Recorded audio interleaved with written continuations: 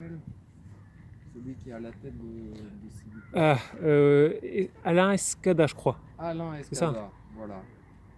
Alors, il défend bien les idées du catholicisme et de la véritable France, il n'y a aucun problème. Après, est-ce qu'il a la capacité à fédérer, à avoir le bon entourage suffisant, avoir de l'entre-gens, avoir, on va dire, le discours, on va dire, simple et efficace, le charisme pour rassembler beaucoup de gens. Moi, je suis déjà convaincu, donc j'adhère à son discours facilement. Mais on est, je pense, trop peu nombreux pour pouvoir peser suffisamment. Et puis, à ma connaissance, il ne se présente pas là en 2022. Donc, on va dire, je suis Ouais. Ouais. dans la ligne des providentialistes. Ça veut dire, en fait, je fais confiance à la Providence. Et donc, j'agis comme si tout dépendait de l'homme et je prie comme si tout dépendait de Dieu. Et finalement, ces 200 ans qu'on a passés sous occupation de Rien que ça, République rien que ça. française, et ben, c'est un châtiment. Hein. Et donc, quand les choses iront tellement mal qu'il n'y aura plus aucun espoir, ni venant d'un homme politique, ni venant d'un homme religieux, quand tout ira tellement mal, à ce moment-là seulement, le bon Dieu fera quelque chose. Et ça sera tellement extraordinaire de rétablir une situation catastrophique en quelque chose d'à nouveau viable que tout le monde verra que ça vient du bon Dieu. Ouais. Et là, il y aura un retour d'un grand monarque qui mettra un vrai pape à la place des faux papes. Et après, on attendra que l'antéchrist arrive. Ah bon, il vient donc après. Il viendra après. Ah Il viendra bah, vraiment à la fin des temps. Voilà. d'accord, parce que je pensais que l'Antéchrist venait là dans bientôt, hein, peut-être même qu'il est déjà là quelque part, et qu'il perdrait à la fin quand le bon Dieu nous viendra nous sauver. C'est ce que j'avais Alors le cru. bon Dieu viendra nous sauver, mais il n'est pas le grand monarque. D'abord, il devrait y avoir un. Alors, c'est pas un dogme de foi d'être providentialiste et d'espérer le retour d'un grand monarque. Mais ce sont des grands saints qui ont fait plusieurs prophéties, dont certaines se sont réalisées, donc on peut avoir assez confiance. Et l'esprit d'Église, c'est d'avoir une libre opinion là-dessus. Mais en tout cas, ça n'est pas à jeter on va dire, à jeter au feu ou dans les orties. J'allais justement te demander, et ça va être ma dernière question, qui sauvera la France? Donc finalement, c'est, est-ce que c'est nous le peuple? Est-ce que c'est Dieu? Bah, je pense que c'est un tandem. De toute façon,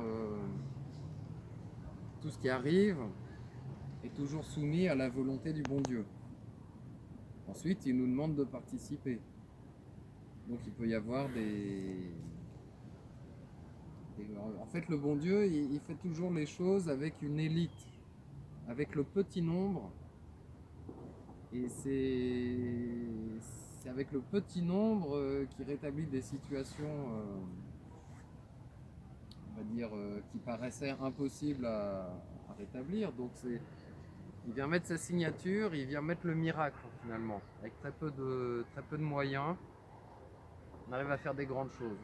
Dans l'histoire de France, il y a eu beaucoup de batailles comme ça. Oui. C'est pas 500 hommes contre 10 000 hommes. Enfin, j'ai pas les noms des batailles en tête. Et Ouais. on a repoussé soit les Anglais, soit les musulmans hors de France avec très peu de monde. Ouais. Et comment tu vois la France en 2030? Ah bah, si ça continue comme ça, il y aura une guerre Dans le même civile sens? entre Ah oui, oui. Ouais. les gens qui prennent la charia d'un côté et les LGBT de l'autre. Deux mouvements irréconciliables, enfin Pour inconciliables tout l'instant, court. nous, on est un petit peu entre les deux mâchoires, quoi. Ouais, c'est ça. Et notre rôle, c'est de prendre parti pour aucun des deux. Maintenant, moralement, par exemple, et ben en fait, quand une musulmane, par exemple, porte un voile, et ben en fait, c'est de la modestie vestimentaire. Moi, je suis pas contre. Je respecte ça beaucoup plus que des jeunes femmes ou même des hommes qui se mettent en string et puis qui achètent des strings à leurs enfants de 7-8 ans. C'était impensable. À une époque déjà, des gamines avec des strings à 14 ans, c'était une honte. Et j'ai entendu dire que dans certains magasins, il y avait des strings de taille 7 ans, 8 ans, 6 ans. On peut acheter un string à n'importe quel âge quoi, maintenant. C'est nos incroyable. limites. Alors bon, Nos ce qui limites. me gêne dans le voile, en fait, c'est que parfois, il y a des musulmans de culture qui sont pas religieux, mais qui portent le voile comme une revendication politique et communautaire. Ce qui n'est pas du tout la même chose qu'une femme musulmane qui a la foi et qui est très pieuse et qui porte son voile pour faire plaisir au bon Dieu. Donc il faut voir quelle est l'intention Ah oui. derrière le voile. Ouais. Voilà. Quelle intention, quel esprit on met dans Et l'acte. encore une fois, s'il faut choisir entre le voile ou le string, je préfère le voile. Ok. Peut-être que la France sera peut-être envahie par les musulmans et c'est peut-être eux qui vont remettre de l'ordre dans la société. Et finalement, la nature a horreur du vide. Et comme on a mis le bon Dieu à la porte et on a dit que c'était l'être suprême, le grand architecte, le Dieu des francs-maçons, et que finalement, en plus, les francs-maçons poussent les gens à être athées, mais eux-mêmes, ils pratiquent des rituels et eux-mêmes, ils ont des croyances religieuses. Et c'est ça. Faire croire que la franc-maçonnerie, c'est pas vraiment une religion, c'est une philosophie, etc. Or, Vincent Payon a dit que la République française avait sa propre doctrine, sa propre religion issue du siècle des Lumières, etc. Et donc, on a bien compris que c'est la franc-maçonnerie. Oui, oui. Mais c'est vrai que les masses pensent qu'effectivement, les chefs d'État, le gouvernement, pensent que la plupart de ces dirigeants sont athées en fait. Mais pas du tout. Pas du tout. Voilà, ils ne sont pas athées. C'est comme Karl Marx, on nous dit qu'il était athée. Oui, là, voilà. Alors qu'en fait, il a dit lui-même dans certains poèmes qu'il voulait être sur un trône et voir l'humanité dépérir et chuter. Alors ça, c'est dans la Bible, c'est des paroles du démon. Et en fait, Karl Marx était un ennemi de Dieu, mais il disait pas qu'il croyait pas en Dieu. Voilà. D'accord. C'est des gens qui ne seront pas athées. Il y a des gens qui veulent prendre la place du bon Dieu, que le bon Dieu soit à leur service, que quand ils font une prière, le bon Dieu va à l'obligation de les exaucer.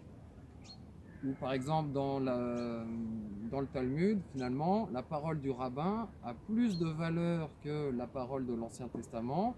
Et c'est le Talmud qui, à la lumière des rabbins, de ce qu'ils ont expliqué, on va comprendre l'Ancien Testament par leur lumière. Et que le bon Dieu va suivre ce que veulent les rabbins, finalement. Et à force de prier pour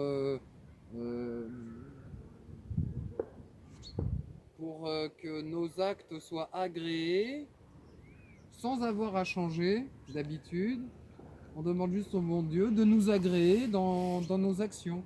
Il y a un peu ça aussi dans l'islam. On prie pour que telle personne soit agréée, que son âme soit sauvée, mais on ne demande pas au bon Dieu de convertir cette personne et qu'elle rentre dans la volonté du bon Dieu. On demande au bon Dieu de tolérer, d'acquiescer, d'accepter, de se soumettre à la volonté des hommes finalement. Alors que c'est le contraire, c'est nous en tant qu'humains, notre propre volonté, on doit marcher dans les pas du Seigneur, on doit mettre notre volonté dans la volonté du Seigneur. Ce qui ne veut pas dire qu'on ne se sert pas de notre libre arbitre, on va volontairement mettre notre volonté dans celle du bon Dieu. Ok. C'est lui le chef. Ouais, les choses à leur place. D'accord. Alors sur ce, je pense qu'on va aller rejoindre la manif et puis je vais te laisser le mot de la fin pour cette interview. que j'avais envie de finir sur ce point, c'est qu'il y a des gens qui font le mal par plaisir et qui sont vraiment sataniques et ils adorent Satan de tout leur être, ils ont vendu leur âme au diable, ils savent qu'ils font le mal, ils croient un mensonge de Satan, qui Satan leur fait croire que tous les avantages qu'ils ont ici sur Terre, ils vont les conserver dans l'au-delà et que le plus puissant c'est Satan et que ceux qui suivent Dieu sont des imbéciles, mais arrivé de l'autre côté, Satan va les torturer. Voilà. Et puis il y a des gens qui se sont fait avoir, comme moi à une époque dans l'ésotérisme, à croire que le bon Dieu est impersonnel et qu'il n'est que amour. Or, le problème des gens qui sont tièdes, c'est qu'ils ont l'amour du bien et ils n'ont pas la haine du mal. Et ça fait des gens tièdes. Et j'ai pas d'idole chez les humains, mais c'est quand même saint Thomas d'Aquin qui a le mieux expliqué la doctrine. C'est lui qu'on appelle le prince des philosophes. Et j'invite à tout le monde à étudier la somme théologique qu'il y a sur le site de l'abbé Laffitte. Mais comme il ne faut pas brûler les étapes, chers amis, chers frères, commencez par le catéchisme. Le cours numéro 1, vous faites plus d'une centaine de conférences. Ça, c'est si vous êtes plus dans la culture audio. Après, si vous êtes plus pour la lecture, apprenez un catéchisme de Saint Pie X, qui est très concis. Et après le catéchisme, c'est bien d'avoir des lectures annexes, des auteurs antilibéraux du 19e siècle.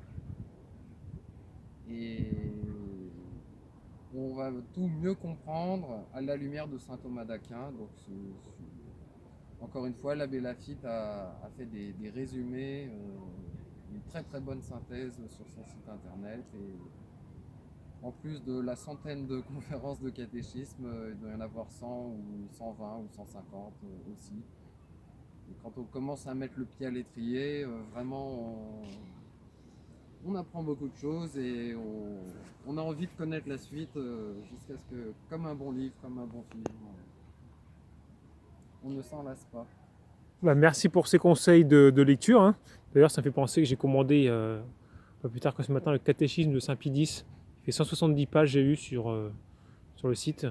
Donc voilà. Et justement, c'est toi qui m'en avais donné l'idée. Donc je te remercie. Et je dirai ça donc prochainement. Voilà. Bravo pour le bien que tu vas faire à ton âme.